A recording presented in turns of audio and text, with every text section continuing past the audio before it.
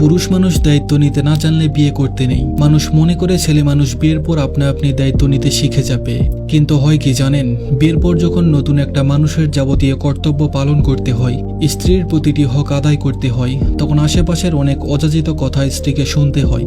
এতদিন ফুলের চাদরে মুড়িয়ে রাখা ছেলেটাকে আজ কতই না কষ্ট করতে হচ্ছে। এই কথার অর্থ একটা নারী বুঝবে যে এই সমস্যাগুলো ফেস করেছে।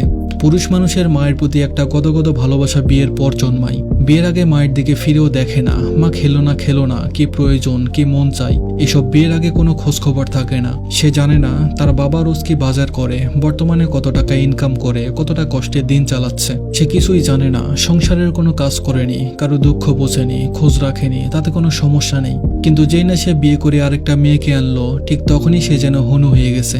সবাই এক্সপেক্ট করে এখন যদি বইয়ের দায়িত্ব নিতে পারে তবে আমাদের কেন নয়। বউকে নিয়ে ঘুরতে পারলে বাকিরা কি দোষ করলো? বিয়ের আগে নিজের প্লেটটাও কখনো ধুয়ে রাখেনি, তার পরিবার তাকে সেটা শেখায়নি, বলেওনি, দোষও দেয়নি। এই পরিবার আশা রাখে এই ছেলে বিয়ের পর তাদেরকে একদম মাথায় তুলে রাখবে। কি আশ্চর্য, ছেলের দায়িত্বের অভাব, শিক্ষার অভাব, অথচ দোষ হয় সদ্য বিয়ে করা না স্ত্রীর। ছেলে মানুষ বিয়ের আগে খুন করে আসলেও সব ওকে, কিন্তু বিয়ের পর উচিত কথা বললেও নাকি তা স্ত্রী শিখিয়ে দিয়েছে। বালিশের কাছে ফিসফিস করে নাকি কান ভাঙিয়েছে। বাচ্চা মেয়েগুলোকে অযথা কিভাবে যে অ্যাটাক করা হয়। ভদ্রসভ্য মেয়েগুলো দিন দিন অভদ্র হয়ে ওঠে।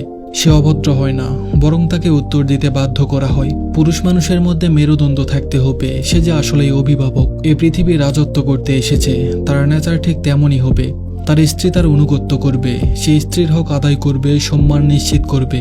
তার পরিবার তাকে কষ্ট করে শিক্ষা দিয়ে বড় করেছে, সে তার পরিবারের প্রতি কৃতজ্ঞ থাকবে, হকগুলো আদায় করবে। ব্যালেন্স করে চলতে না পারলে, পুরুষ মানুষ হয়ে মিনমিন করা স্বভাব থাকলে তার উচিত কখনোই বিয়ে না করা, বরং রোজা রাখা। ধন্যবাদ সবাইকে।